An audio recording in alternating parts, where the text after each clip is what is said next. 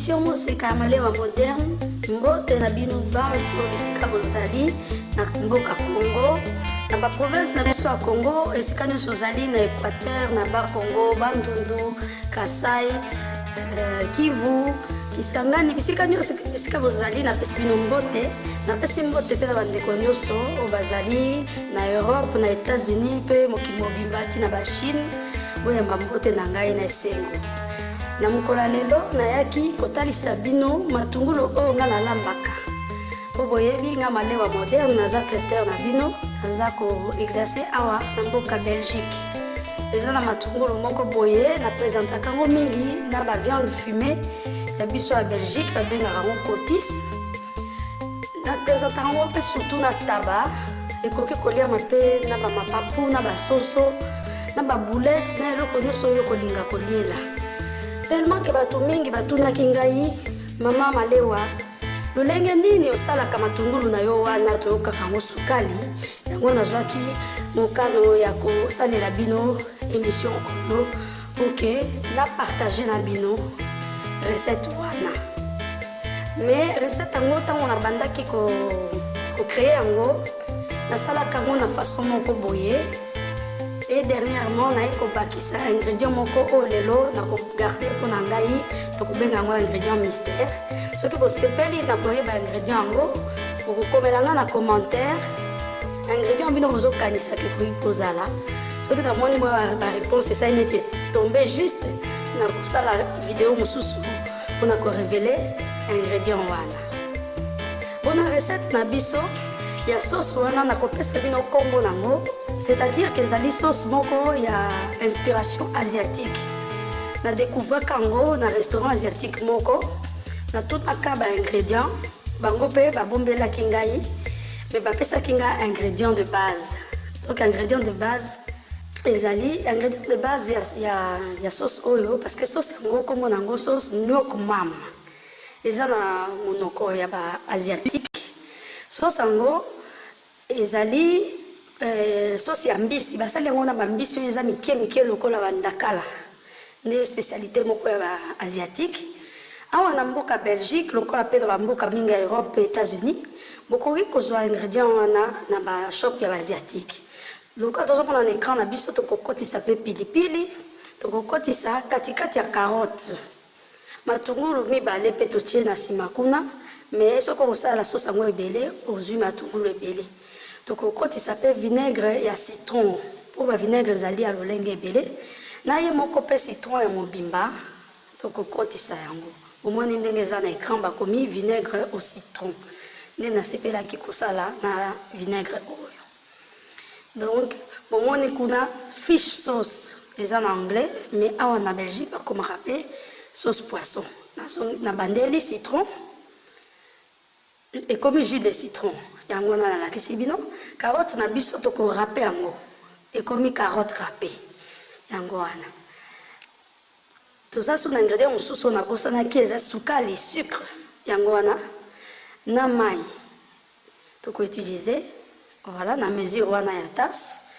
to ko utiliser pilipili mais ka muke ndenge bomoni wana na écran quantité wana. Donc,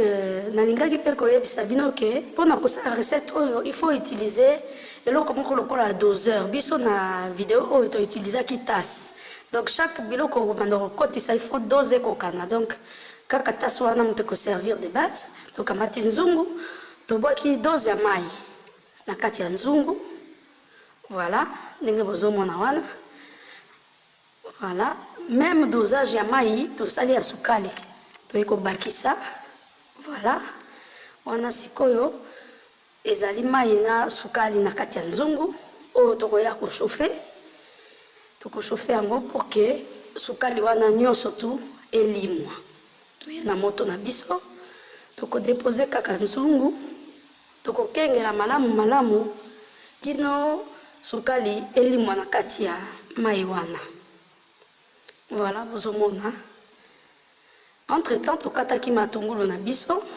totiango na mai pona ko diminuer kolela oyo esalaka wana soko kati matungulu. Voilà. Zongeli mai na biso ezaki na sukali. Tomoni ke mai wana elimu isi déjà sucre elimu na kati ya nzungu c'est que comme ndenge esengeli ezala voilà il faut pas va retrouver moi bambuma ya sucre il faut elimu complètement na kati ya mai wana voilà ndenge tozolakisa bino na video elimu esali ndenge esengeli ezala voilà yango wana moni na ningisi yango voilà eza sukali na mai tokozongela doseur na biso ya tasse tokotia fish sauce wana donc sauce poisson sauce nyoko mam eza bakombo ebele awa na Belgique bokoki kozwa yango na basupermarché nyonso na rayon asiatique ekotaka mpe na Lidl na basemaine asiatique ekotaka mais surtout na bashop ya baasiatique ezali tobakisi sauce wana na kati ya mélange ya mai na sukali voilà sikoyo tokotia katikati kaka ya dose ya vinaigre na biso ya citron ekoma ntina katikati po wana sikoyo ekomema mwa acidité na kati ya mélange wana tozotia vinaigre na biso ya citron soki ozangi vinaigre ya citron okoki kosalela mpe vinaigre ya alcool soki mpe osepelaka na goût ya vinaigre de cidre ou bien vinaigre de vin blanc yo kaka me nga ndenge natestaki recette oyo esengeli vinaigre ya citron ou bien ya alcool nde namonaki esimbaki malamu le reste toyei kobakisa jus ya citron moko oyo tosalaki voilà yango wana nde sikoyo tokoya kobakisa na mélange na biso eza na mai sukali sauce poisson ekomi sikoyo na vinaigre na citron na kati voilà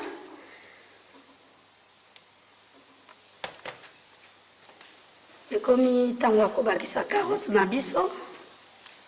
tobwaki carotte na kati ya mélange de sutu wana carotte yango eza mobesu torapaki yango et voilà toye kokotisa sikoyo tokotia ndambo ya pilipili wana oyo ekomema mwa piquant mais ekozala piquant moko te ya dérangeant ekomema kaka mwa feeling moko boye mélanger bien kitoko mélangeant kitoko voilà ndenge eza wana eza un peu moto mais ekomi déjà mwa tiède parce que baélément tokotisi na kati eutaki na moto te à part mai na sukali tokomeka mungwa mais eza na idée te ya kobakisa mungwa parce que sauce poisson ezaka très salé nakomeka na biso namoni ke acidité ekoti te yango wana nabakisi mwa vinaigre ya citron il faut koéquilibre oyo ka mwa acide mwa sukali donc yo moka soki oza molambi okoyeba ndenge ya kosala voilà tokomeka deuxième tour na base ekosimba esimbi matongo na biso natalisi bino lelo tokati mamidele mibale bakui bamike ou bien tokati yango mpe balamele parce que tokoki kopresente matungulu na biso garniture na biso na découpe oyo tokosepela nango soki mponi kosala baron bacercle yo kaka toye kotia sikoyo sauce na biso na matungulu wana comme tosali deux modèle tobombi katikati tokokotisa mpenza baoignon na kati ya sauce correctement toye kotia lisusu sauce na matungulu ya deuxième modèle mpona kaka kolakisa bino ke okoki kokata yango na forme nyonso to olingi voilà tomélange ntango toza kobwaka sauce wana il faut ezala mwa tiède eza tout à fait refroidi te parce que kopermettre kene kolembisa matungulu wana voilà toza modèle wa mibale tokomélange tokolinga ke partie nyonso tu ezwa sauce wana voilà mélange na biso esalami kitoko voilà etikali kaka tomilengele po tokende kobomba matungulu oyo na frigo donc recette oyo normalement nga nasalaka yango mingi la veille ya événement mais le plus tard possible neti o feti bakolia samedi nasali yango na 2h du matin comme mpe nakokosa yango le jour même mais esengeli efanda na mélange wana au moins 4 heures du temps pour que matungulu et koma lolenge sengele koma donc lembi pour que mutu tango aliango ayo kango mabete et moi nsunga we makasi matungulu wana ezala pe dominé na mélange oyo awa siko toke na frigo na biso bomba ba mélange na biso ya matungulu donc ekotikala wana ata jusqu'à le lendemain ou bien 4 heures plus tard au cookie déjà kotiango na comme garniture donc recette oyo eza mingi garniture omoni ndenge bapresentaka ba plat ezalaka mingi likolo ya taba matungulu moko boye mateli yango lolenge ya kosala ba matungulu ezali ebele na video mosusu na kotalisa bino façon mosusu nasalaka matungulu mais nasepelaki kolakisa bino oyo mpo bademande elekaki mingi donc j'espère que recette wana esepelisi bino et que ekosunga bino na bandako na bino ata okoyamba bainvité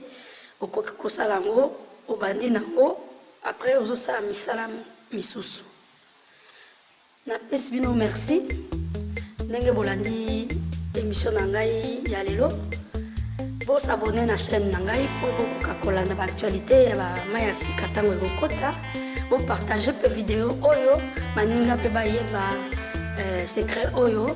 et puis botika bacommentaire koloba pambola bino